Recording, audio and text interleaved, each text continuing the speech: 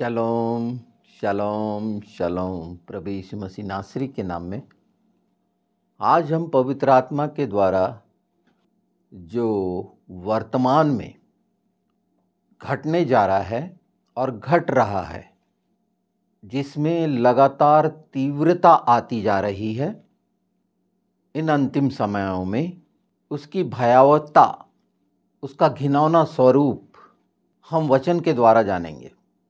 हम बोलते रहते हैं पर उसका जो अर्थ है उससे अनभिज्ञ रहते हैं। तो ऐसा एक घिनौना शब्द, उसकी ओर मैं आपका ध्यान दिलाना चाहता हूँ।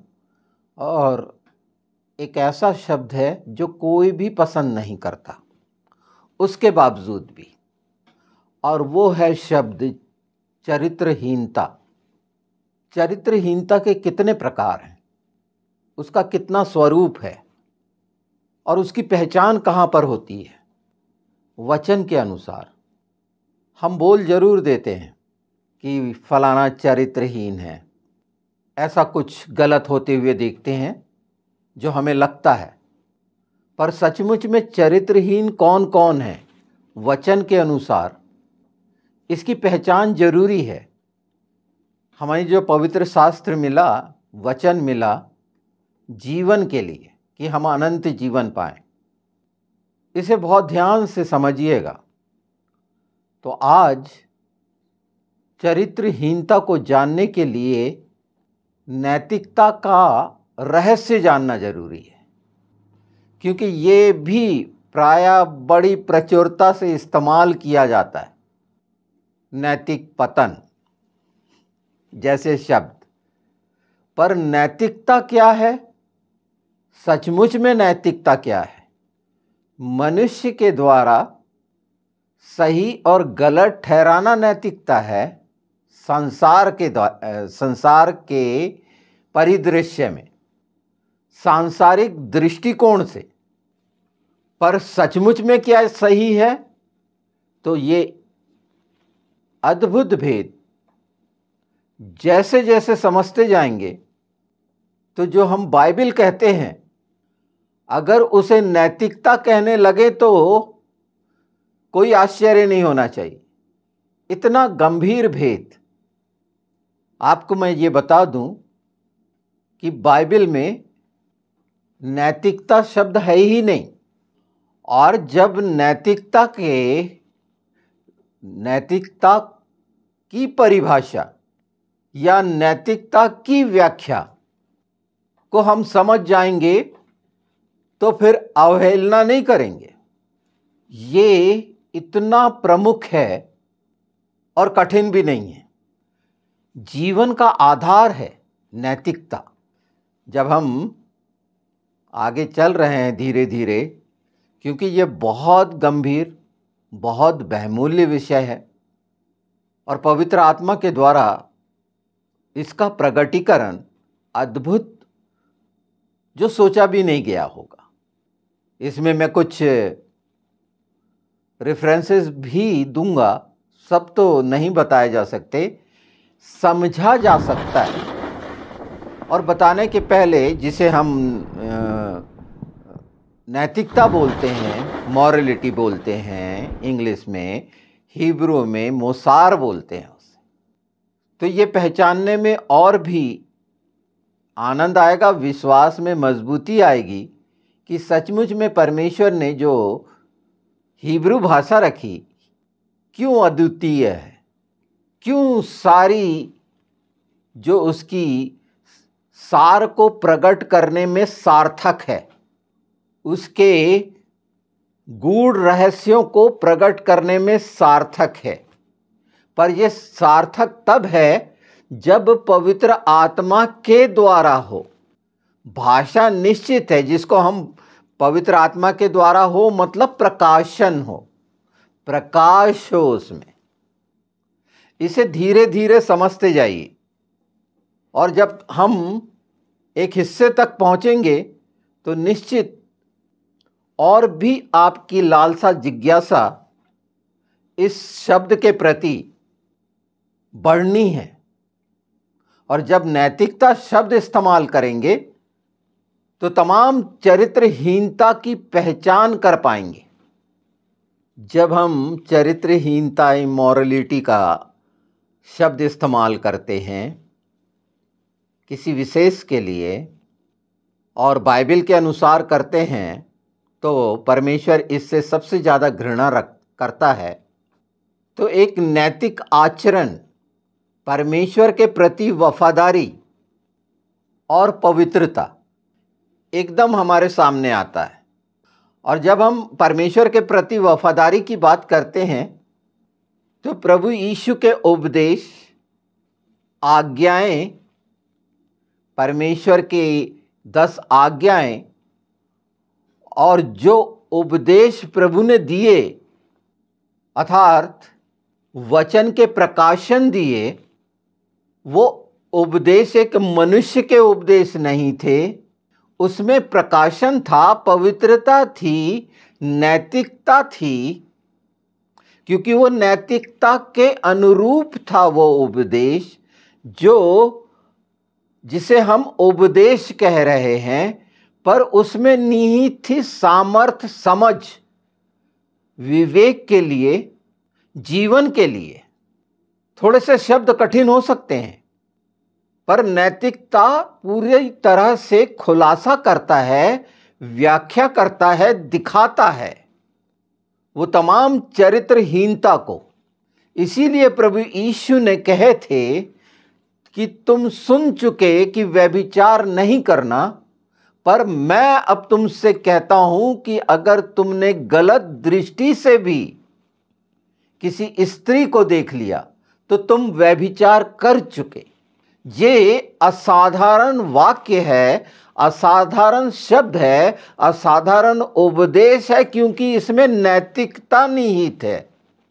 अभी जो मैं बताने जा रहा हूं, और जब इसके सार्थिक अर्थ पूरी रीति से जान जाएंगे तो हमारे पवित्र शास्त्र की खूबसूरती को पहचानेंगे, उस सच्चाई को जानेंगे कि हर बात यथावत क्यों है, हर बिंदु और मात्रा क्यों निश्चित करी गई है, क्योंकि वो नैतिकता के तहत है।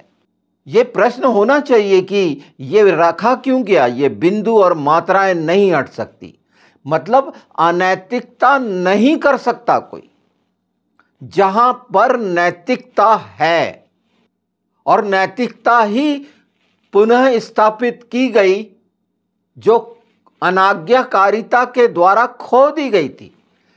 जब भी ऐसे शब्द व्याख्या के लिए आए हैं विशेष बिंदु पर, तो मोसार ही शब्द इस्तेमाल हुआ है।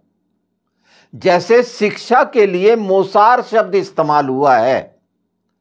जो हम अभी सुन रहे हैं आत्मा के लिए, स्वर्गीय स्थानों के लिए, संसार और शरीर से अलग हटकर पहचान कर रहे हैं। जबकि मैंने शुरू में बताया कि अगर मूल पाठ में देखें हम बाइबल में, तो नैतिकता शब्द कहीं पर भी नहीं है।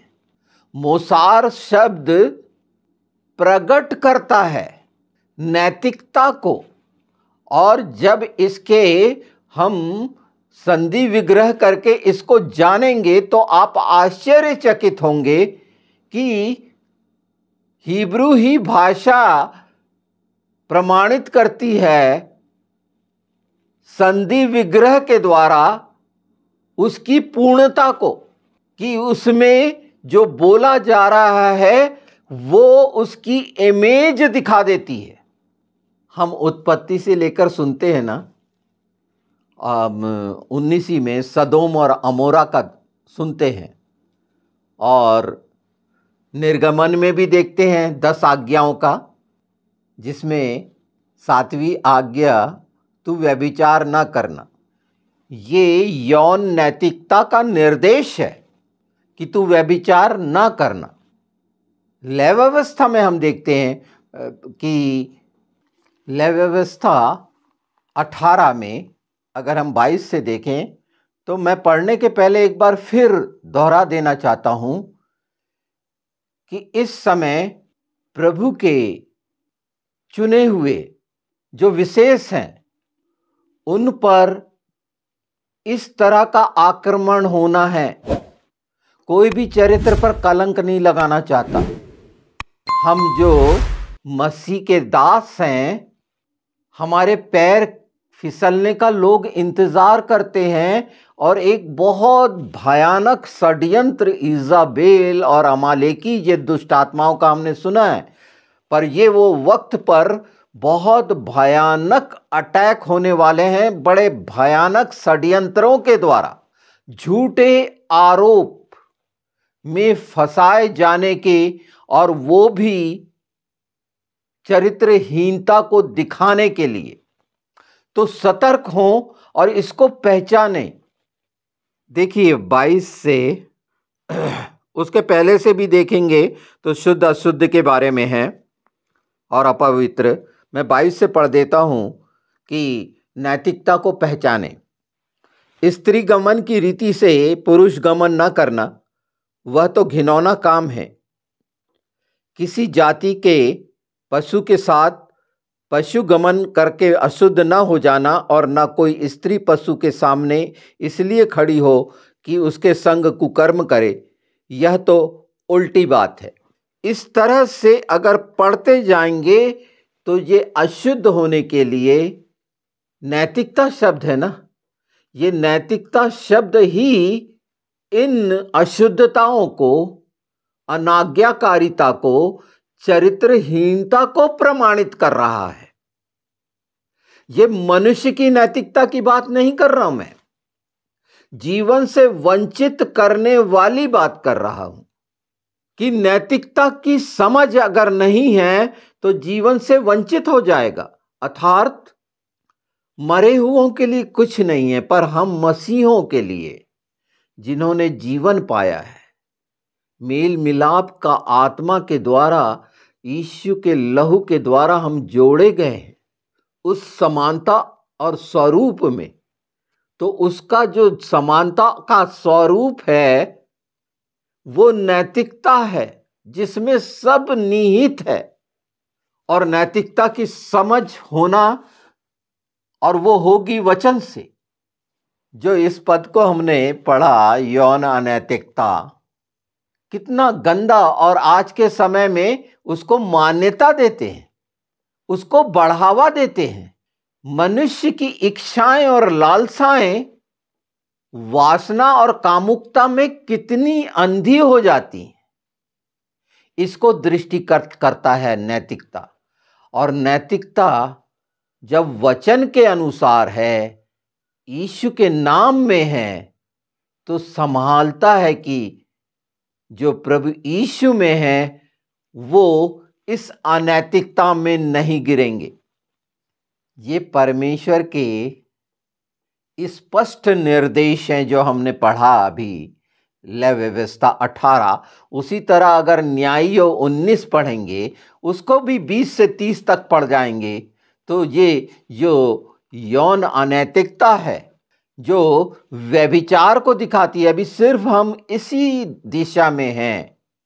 पर जब हम ये समझ जाएंगे कि मोसार जो नैतिकता को दिखाता है, तो ये शिक्षाएं हैं, ये नियम हैं, ये विधि है।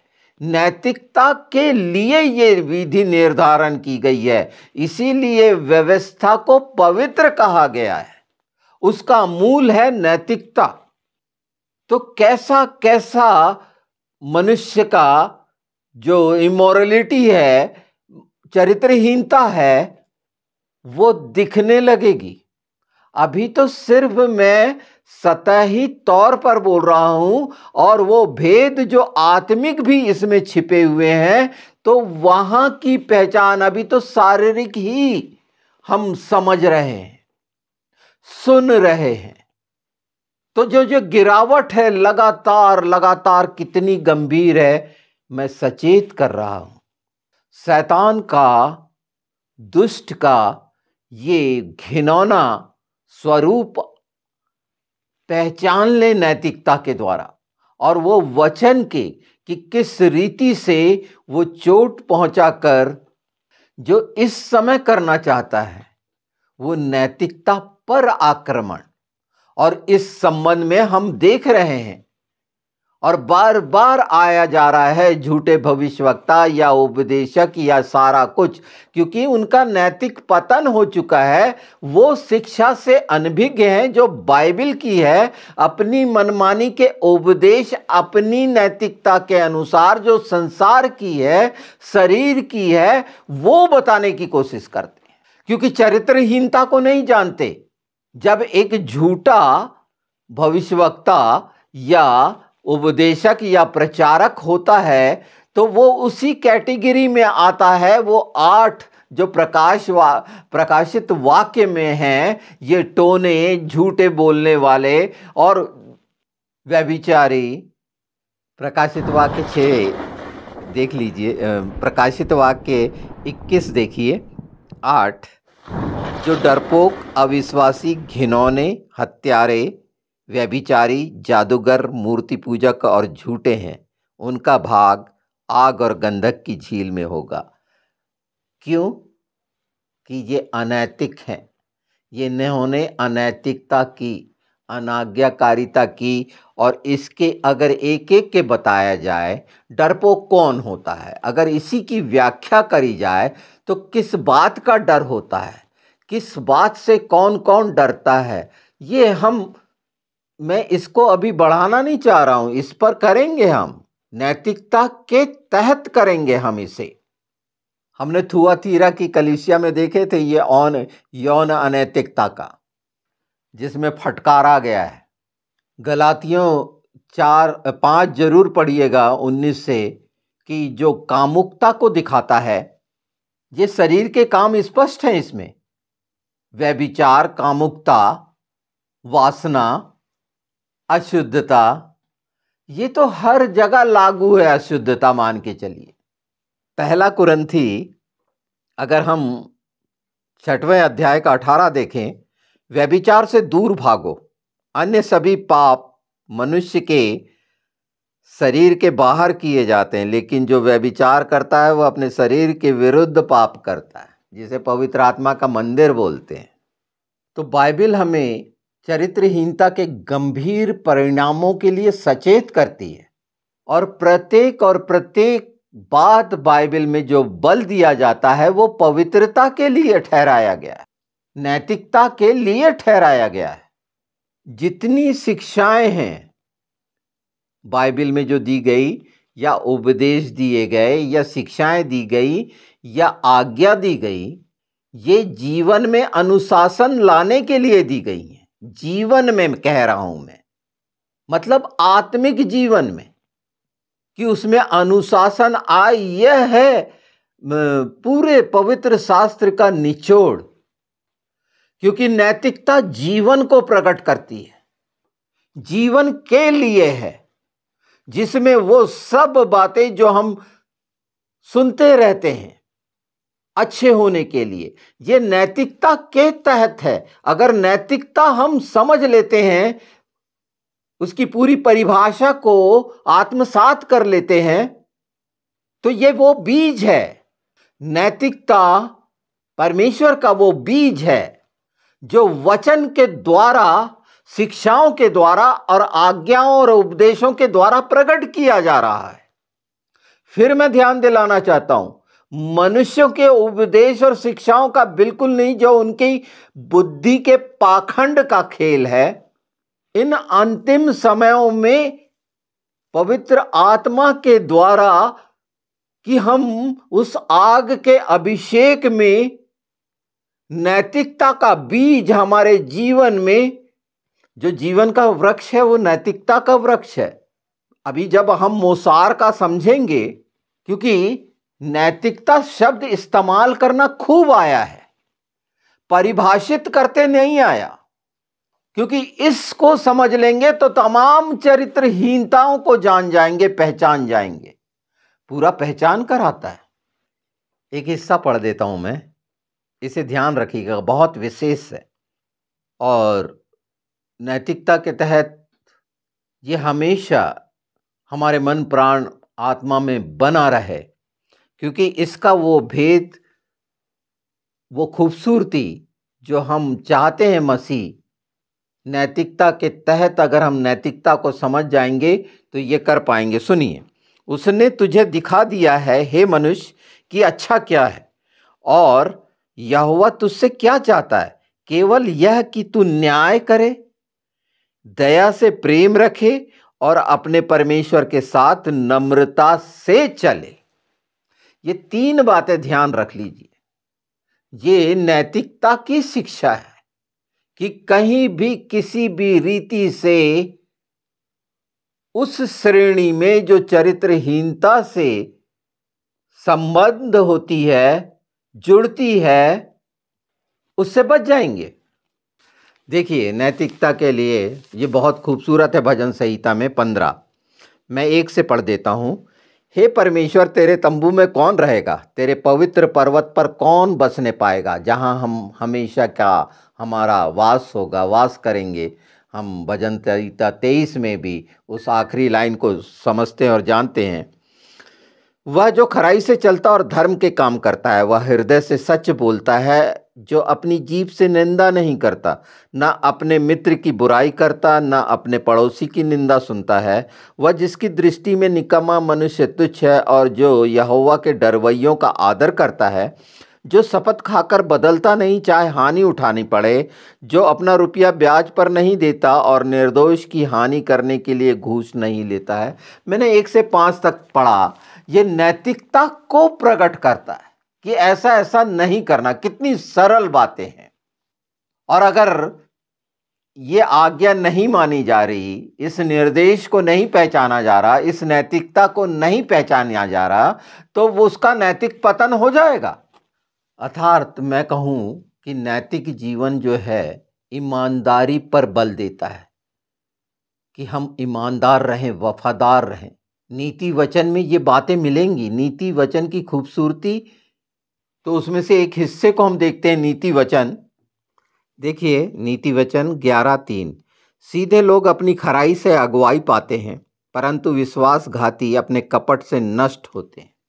तो ये कुटिलता जो मनुष्य में पाई जाती है शारीरिक, इसी बात की कि नैतिकता का महत्व क्या है, ईमानदारी की महत्ता क्या है, इसकी समझ मिलती है। और इसीलिए पवित्र आत्मा दिए गए, और जो पवित्र आत्मा दिए गए तो वो क्या देंगे, शिक्षा देंगे, सिखाएंगे। चेलों के ऊपर फूंका गया तो उन्होंने समझ पाई पवित्र आत्मा को, पवित्र आत्मा के द्वारा पवित्र शास्त्र को समझने की, अर्थात नैतिकता की हर दिशा में जो कार्य किए गए वो पूरी पूरी तरह नैतिकता को दिखाते हैं। इसीलिए कोई गलती नहीं निकाल सकता पवित्र शास्त्र में, क्योंकि यह परमेश्वर की नैतिकता का वचन है। हम परमेश्वर के द्वारा सिखाए जा रहे हैं। संसार में हमारा कोई गुरु नहीं हो सकता, जैसे अन्य जातियों में गुरु पाए जाते हैं। हमारा गुरु सिर्फ प्रभु यीशु है, अर्थात आत्मा है, अर्थात पिता का आत्मा है, अर्थात पवित्र आत्मा है। यह अलग नहीं है।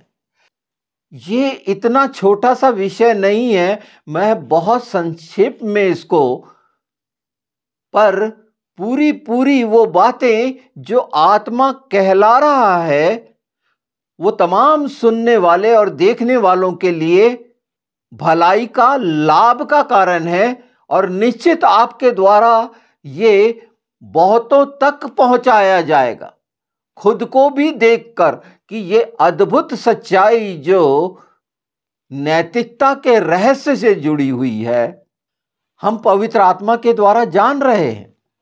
जो हम आत्मा के फलों को देखते हैं तो वो नैतिक गुण हैं।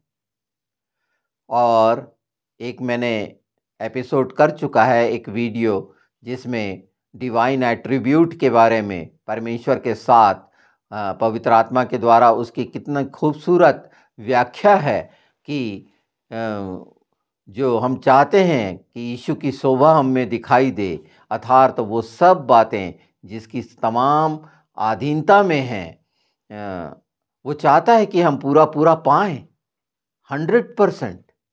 तो नैतिकता के तहत होगा। ये नैतिक गुण हैं परमेश्वर के, संसार के नहीं, शरीर के नहीं, क्योंकि शरीर को नहीं साधा जा सकता, क्योंकि जीव कितनी भयानक है। अगर 13 का 3 ही पढ़ लें तो पता चल जाएगा कि जो बहुत गाल बजाते हैं उनका क्या हाल है। और बाइबल में बार बार जीव के लिए कहा गया है, और कई जगहों पर कि ये पहरा बैठाना हम मांगते हैं ना कि प्रभु मेरी जीभ पर पहरा, मेरे मुंह पर पहरा बैठा कि मैं ना जा बोलूं। मैं तो कोशिश करता हूं कि मैं तो सुनूं ज्यादा से ज्यादा, पर मुझे बोलना पड़ता है। पर हर बात हम मसीहों के लिए भलाई की हो, ये आत्मा की इच्छा है। और आज जब हम ये जान रहे हैं तो ये सर्वोपरि होना चाहिए नैतिकता, कि वो घिनौना चरित्रहीनता का स्वभाव जो मनुष्य में आया, अनाज्ञाकारिता के कारण आया, नंगापन आया, क्योंकि अनैतिकता पूरा पूरा नग्न अवस्था है, साफ साफ घिनौना। हमने फिलिपियों 4 का कई बार करा है कि जो जो बातें सत्य हैं, सुहानी हैं, वहां पर ध्यान लगाएं। वहां पर क्या निर्देश क्या है? नैतिकता का ना। पर नैतिकता का आभास नहीं है, हम उसके एक छोटे से हिस्से को देख रहे हैं उपदेश में, पर संपूर्णता नैतिकता में है। पवित्र आत्मा यही पहचान कर रहे हैं कि उसका जो सचमुच में उसकी एप्रोप्रिएट मीनिंग निकलती है वो क्या है, जिसका बाइबल में शब्द तक नहीं आया। आश्चर्य नहीं लगता कि नैतिकता शब्द नहीं लिखा हुआ है? आश्चर्य नहीं लगता? ऐसी बहुत सी बातें हैं जो कहने की हैं कि वो बाइबल में नहीं है, पर वो क्या क्या दिखाती हैं, क्योंकि उसी में तो बाइबल है, अलग नहीं है। बाइबल के हर हिस्से में नैतिकता व्याप्त है, हर हिस्से में नैतिकता की अवधारणा है, क्योंकि नैतिकता जीवन का केंद्र है। ये मूल रूप से ना हिब्रू में पाया जाएगा, ना ग्रीक में पाया जाएगा। बाइबल की बात कर रहा हूं मैं। ये लोगों के द्वारा लिखी हुई किताबों में नैतिकता शब्द आ सकता है, पर उसका विस्तार, उसकी व्याख्या नहीं आती। यानी अगर उसको बोलें कि हम शाब्दिक रूप में वहां पर उसकी व्याख्या हो, तो नहीं है, वो नहीं मिलेगा। और जितना इसको हम इसकी गंभीरता को, इसकी गहराई को जैसे जैसे जानेंगे तो पहचानेंगे कि नैतिकता का बीज निश्चित जिसमें है वो पाप कर ही नहीं सकता, क्योंकि पहचान हो गई। लिखा हुआ है ना, व्यवस्था पाप की पहचान कराता है ना, वो पवित्र है, जिससे भ्रमित होकर नाना प्रकार की चीजें लोगों में आ गईं और व्यवस्था के विरोधी हो गए कि नहीं, वो पहली वाली जो थी कमजोर थी, या इसीलिए वो खत्म कर दी गई। सच्चाई जानने से कि मनुष्य उसको करने योग्य नहीं था, इसीलिए ये आसान परमेश्वर का पुत्र मनुष्य बनकर हमारे लिए सामने आकर हमारे लिए बलिदान देकर पाप से हमें मुक्त कराया, क्योंकि हम नहीं हो सकते थे। इसका मतलब वो खारिज कर दी गई, खत्म कर दी गई, पुरानी है कहकर ये मंद बुद्धिता को दिखाती है। व्यवस्था पुरानी नहीं है। पुराना नियम और नया नियम ये मनुष्य की सोच है, हिंदी के अनुसार है, पर सच्चाई क्या है? पुरानी वाचा, नई वाचा, ये सब जो संसार के समय के अनुसार पुराना, नया, और ये हमने अपने बुद्धि कौशल से इसको ठहराया है। और जबकि कहा गया है कि परमेश्वर हमेशा एक है, तो उसका वचन हमेशा एक जैसा नहीं रहेगा। हम कौन होते हैं पुराने और नए का भेद डालने वाले? और खुद बोलते हैं कि पुराने नियम का जो दिया गया है भेद वो नए नियम में खुलता है। सब एक है। ये नैतिकता की समझ नहीं होने के कारण जो आज हमें मिल रही है, ये हमने शुरुआत की है जीवन के केंद्र को समझने के लिए कि हमेशा का जीवन पाएं, अनंत जीवन पाएं। मैं दूसरे भाग में आऊंगा जिसमें मोसार की पूरी डिटेल बताऊंगा, जिसे मॉरलिटी बोलते हैं, और उन हिस्सों को बताऊंगा कि ये कहां कहां पर पाया जाता है, शिक्षा के भी वो शब्द। तो आज हम जो जान रहे थे वो 3 हिस्सों को जान रहे थे नैतिकता के, जिसमें आचरण का सुधार और अनुशासन और शिक्षा। तो वचन जो हमारा नेतृत्व कर रहा है, पवित्र आत्मा जो हमारा नेतृत्व कर रहा है, हमें सिखा रहे हैं, समझा रहे हैं। मैं शिक्षाओं के भेद बताऊंगा, पर अभी मैंने मोसार जो है वो शिक्षा जो आत्मिक जीवन के लिए है, नैतिकता को दिखाती है, शिक्षाओं के प्रकार भी बताऊंगा। तो इसको हम कंटिन्यू करेंगे। दूसरे भाग के लिए अपने आप को तैयार करिए और बहुत ही गहनता से गंभीर होकर इस हिस्से को समझिए कि नैतिकता है, हमारा नेतृत्व है, वो जिसकी अधीनता में, क्योंकि ये परमेश्वर का वचन है, इसीलिए मैंने कहा कि इसकी खूबसूरती को जैसे जैसे पहचानेंगे तो पूरा पवित्र शास्त्र की पहचान नैतिकता के तहत जानकर आश्चर्यचकित होंगे, आनंदित होंगे। और ये सिर्फ आश्चर्यचकित आनंद से भी ज़्यादा महत्वपूर्ण है कि वो जो लिखा गया कि हमारा नाम जीवन की पुस्तकों में लिखा गया है, तो वो नैतिकता के तहत इसकी खूबसूरती भी पहचान जाएंगे। तो ये कितना सामर्थी है। सामर्थी मतलब परमेश्वर के द्वारा किया गया वो कार्य जो यीशु ने पूरा किया और अभी बाकी है वो पूरा होना है। उसके पहले ये तैयारी है कि नैतिकता को जान लें, क्योंकि चरित्रहीनता की पहचान जब सच्चाई से हम जान लेंगे, पहचान लेंगे नैतिकता के द्वारा, तो निश्चित शैतान के किसी भी कुचक्र का, किसी भी जाल का, किसी भी बात का कोई भी प्रभाव हम पर नहीं होगा। मैंने अभी एक वीडियो किया है, हो सकता है इसके पहले आपको मिले, कि वो स्कैम के संबंध में है और कितना क्या बोल सकते हैं, कितना बेबस हो चुका है शैतान यीशु के नाम में। ये भी आपको मिलेगा, है ना। और परमेश्वर के वो कार्य जो ये नैतिकता के ही तहत है कि शैतान वहाँ कभी विजयी नहीं हो सकता। उसकी कोई भी चीज़ें, सतर्क होना हमारा काम है।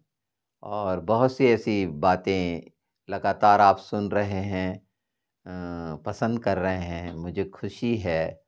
अ, और निश्चित आपकी आत्मिक उन्नति और वो सब खुल रहा है देखने, सुनने, समझने का, कि आप बहुतों के लिए लाभ का कारण बनेंगे निश्चित यीशु के नाम में।